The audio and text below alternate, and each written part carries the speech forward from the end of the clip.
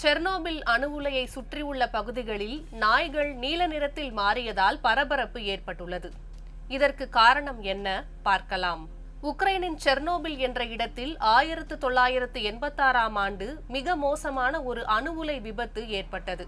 இதனால் பல்லாயிரக்கணக்கானோர் உயிரிழந்தனர். மேலும் அருகே உள்ள பகுதிகளில் அணுக்கசிவு ஆபத்து காரணமாக மக்கள் அதிக அளவில் வெளியேற்றப்பட்டனர். அப்போது அங்கு வசித்த மக்கள் செல்லப்பிராணிகளாக வளர்த்த நாய்களை அந்த பகுதியிலேயே அப்படியே விட்டுவிட்டு சென்றனர். அந்த நாய்களும் அழியவில்லை. அவையும் அங்கிருந்த காடு போன்ற சூழலுக்கு தங்களை தகவமைத்து வளர ஆரம்பித்துள்ளன. தடை செய்யப்பட்ட இந்த 18 சதுர மைல் பகுதிகளுக்குள் சுமார் 700 நாய்கள் வசிப்பதாக தெரிகிறது. நாய்களுக்கு உணவு, மருத்துவ சிகிச்சை போன்ற அத்தியாவசிய தேவைகளை டாக்ஸ் ஆஃப் செர்னோபில் அமைப்பு வழங்குகிறது. அவர்கள் சமீபத்தில் நாய்களுக்கு வழக்கமான கருத்தடை மற்றும் மருத்துவ பரிசோதனைகளை செய்த போதுதான் 3 நாய்களுக்கு நீல நிற முடி இருப்பதை கண்டுபிடித்துள்ளனர்.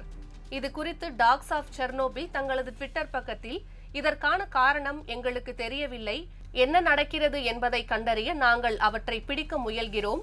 அங்குள்ள கெமிக்கல்களை நாய்கள் தொடர்பு கொண்டிருக்கலாம். ஆனால் நாய்களின் செயல்பாடுகளில் எந்த மாற்றமும் தென்படவில்லை. மிகவும் சுறுசுறுப்பாகவும் ஆரோக்கியமாகவும் தெரிகின்றன என்று கூறியுள்ளனர்.